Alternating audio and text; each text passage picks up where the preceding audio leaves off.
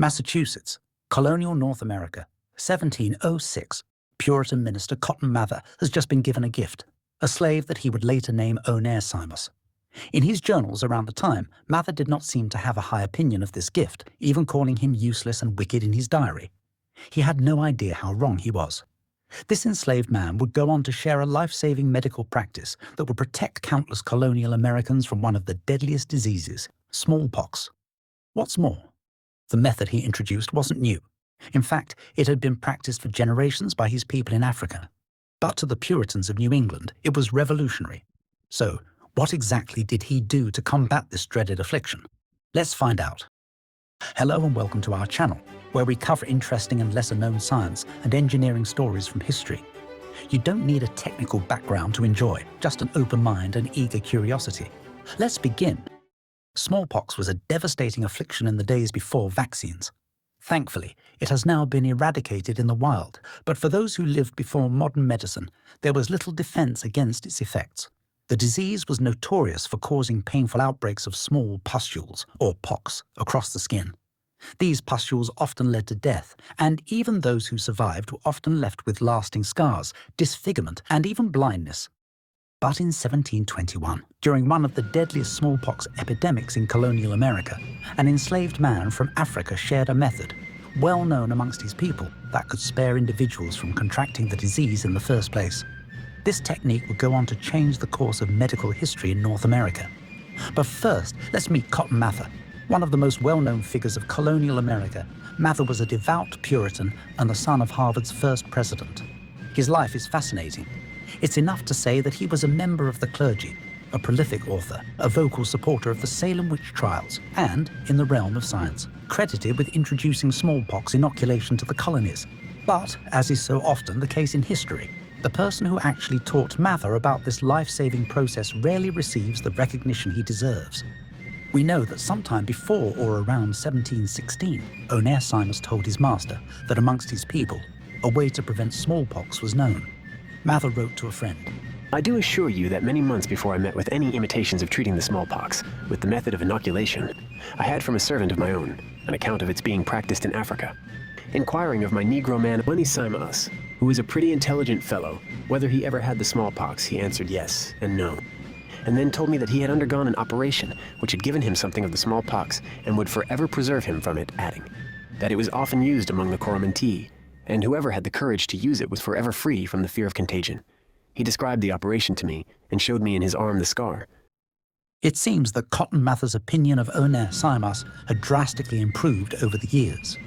The method Onesimus described is known as inoculation, or variolation.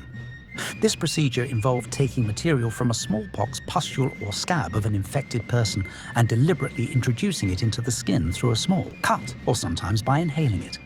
If all went well, the person would develop a mild case of smallpox, which would then grant immunity to the more severe and often deadly form of the disease. Though not without risks, as death occurred in about 1 to 2% of cases, inoculation was far safer than catching smallpox naturally, which carried terrifying mortality rates of over 25%. The history of inoculation stretches back over 1,000 years, with early records describing the practice in China. From there, knowledge of the procedure spread to the Middle East, and by the early 18th century, European travelers in Turkey were reporting its use. Unfortunately, historical documentation of inoculation in West Africa remains sparse. It's possible the knowledge traveled along trade routes from Islamic North Africa, where medical practices were well established. Alternatively, the technique may have been developed independently within West African communities and spread through local customs and traditions, regardless of its exact origins. What is clear is that the knowledge of Onesimus would go on to have a powerful impact on the fight against smallpox. During the brutal epidemics of 1721 and 1722, smallpox was once again ravaging Boston. That's when a local physician, Zabdiel Boylston, stepped in to put this technique into practice. However, inoculation was still highly experimental and controversial.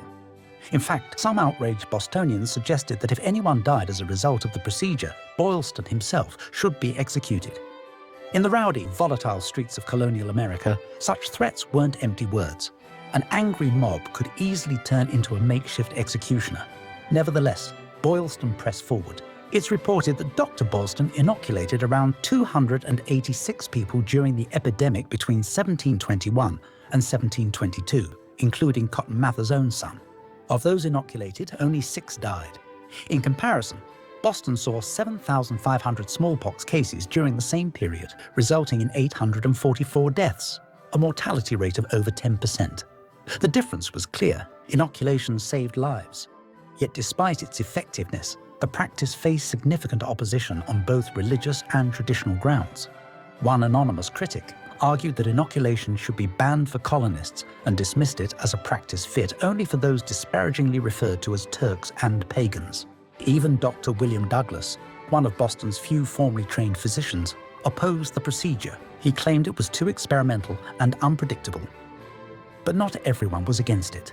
Some saw inoculation as a beacon of hope in the face of a deadly epidemic, and it continued to be practiced for decades. It wasn't until the 1790s, when Edward Jenner developed a truly safe and reliable vaccine using cowpox, that inoculation would be replaced. But even before Jenner's breakthrough, the results of the earlier method were undeniable. A practice passed down through countless generations in West Africa had made its way to the New World, saving untold numbers of men, women, and children from the ravages of smallpox.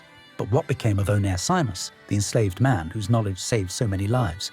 Unfortunately, records of his later life are scarce. However, it appears that he was able to purchase his freedom and start a family, suggesting a reasonably happy ending to his story. Though the finer details of his life remain obscured, one thing is clear. The man who helped turn the tide against smallpox deserves recognition. His contribution, once nearly forgotten, stands as a powerful reminder of how wisdom can overcome prejudice. Thanks for watching. If you enjoyed this video, please like, subscribe, comment, and share. It's really appreciated